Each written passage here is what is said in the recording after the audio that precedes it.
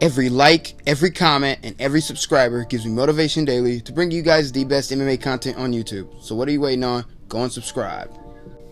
What's up, gang? Welcome back to Trippy Speaks UFC. We are the champions of the MMA content creation world. The rest of the world is just contenders.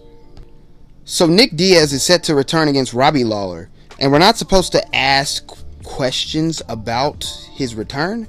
So Nick Diaz's last fight was in 2015 against Anderson Silva. But if that fact isn't insane enough for you, his last win was against BJ Penn in 2011.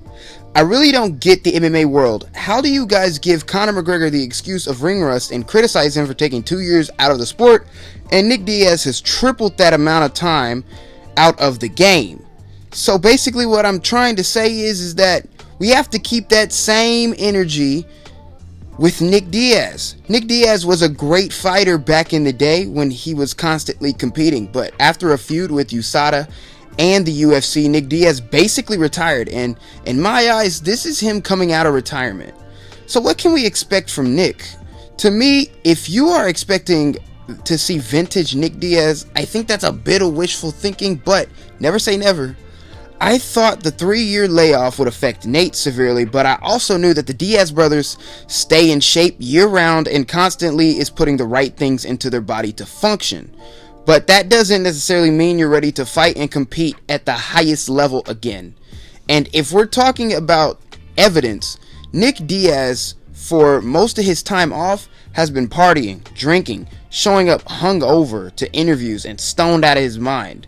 Basically what I'm saying is Nick hasn't been training this whole time, but as he got more serious with his willingness to fight, I saw him switch over and become more dedicated to get in shape. But is it too little too late for him to make a massive return back to the world's most popular MMA promotion? Boy, it would be fun for Nick Diaz to be thrown back into the mix for fun fights. For being the Nick Diaz fan I am, though, I am also worried about his health, and don't put aside the lingering fear that this could go extremely bad for him in an extremely sad outcome. Though Robbie Lawler isn't in his prime anymore, but there is a high chance that Nick Diaz gets steamrolled and finished early in this fight. But as for Robbie Lawler, like I just mentioned, he isn't at the top of his game anymore. What will this fight mean for him, especially if he comes out of this victorious? The sad truth about Robbie is that at his point in this career, he's probably not getting anywhere near the top of the division either. After seeing Robbie Lawler fight Neil Magny, I actually lost a lot of respect for the Colby Covington performance he had over him. Because Robbie has just changed, man. He isn't as vicious as he once was anymore. As a matter of fact, he's a bit gun shy. Although he's had a weakness against volume strikers in the UFC, he hasn't always had the weakness towards wrestlers though. Robbie actually used to be known as one of the most explosive anti-wrestlers in the sport. I highly doubt Nick Diaz is going to go in there and try and take Robbie Lawler down, but when I think of Robbie, I think of his attitude. I think of him always thinking he needs to prove something, and him being calm and collected leading up to the fight and exploding with rage the moment the cage door closes.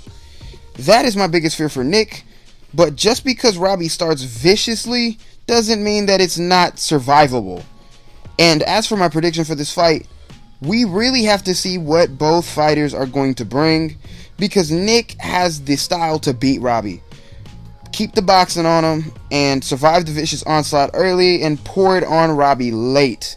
But if Robbie comes in looking to prove something, he can make it a very short night and get the job done in the first 5 minutes, in my opinion. Especially if Nick Diaz at this point in his career can't take a heavy blow. Hey, but look, what does my opinion matter? I want to know what you guys think. Let me know what you guys think in the comments. It's been your boy Trippy, and boy, I'm excited for September 25th, and I'm out, man.